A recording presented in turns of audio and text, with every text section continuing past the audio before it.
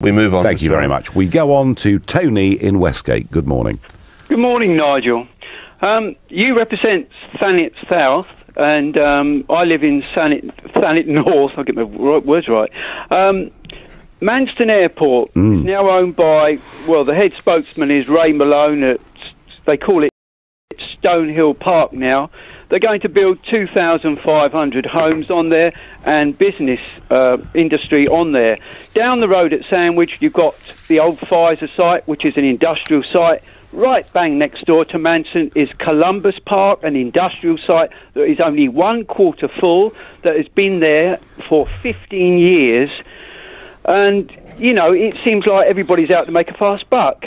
What have you done? Have you attended their meeting that was down at Ramsgate at Pegwell Bay to find out, you know, can compulsory purchase be made on Manston Airport? Just fill us in some of the background on this, Mr. Farage. I know that Manston's been mothballed effectively, hasn't it? Yeah, I mean, funny enough, I was just talking to your previous guest, Zach Goldsmith. Oh, right. Out on the corridor. He agrees with me. We're talking about a shortage of airport capacity, and there is a very large strip of tarmac in East Kent currently being unused. It's called Manston Airport, where planes take off over the sea. I was going to say, you can get to it over water. Absolutely. And interestingly, the majority of the local population would love to see Manston up and running and active. So we need a high-speed rail link, wouldn't we, to make it? At the moment, the high-speed rail link almost goes all the way. It's about 1 hour, 1 minute at the moment. Right. But if you completed the line, it's not that bad. Yeah. But if you completed the line from Ashford down to Manston, it would be 45, 47 minutes, something like that. Which is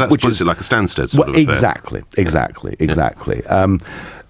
Tony, Why has this never come up, Mr. Farage? Why is there not I keep trying to raise it, and people just ignore it. I'm not quite sure why. Tony, UKIP won control of Thanet District Council in the elections in May of this year, and we said we would give Manston Airport every possible opportunity to reopen.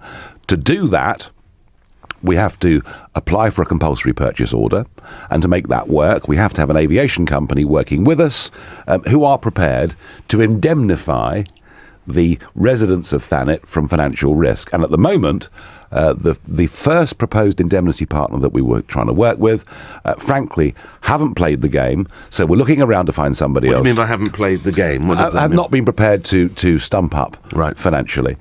So we're looking for somebody else. My worry, Tony, is this, that if Manston is turned into a giant housing estate, that will be worth an awful lot of money to the developers. And I suspect there's some very big capital out there doing what it can to try and scupper Manston being put back to being an airport. But you have my absolute word, Tony, that our council leader, Chris Wells, down there is doing everything he can. We want Manston to reopen. And as Zach just said to me, Zach Goldsmith said to me in the corridor, rather than waiting 5 years for a runway or 20 years for Boris Island, this could be up and running within a few weeks. A quick response from you. Great. Thank you. All right, thank you very much indeed. We move on to other... So literally, in practical, 12 months, you could have that function. Is it big enough to take jumbos and things like that? Oh, Lord, I think I'm right in saying it's the longest runway in the country.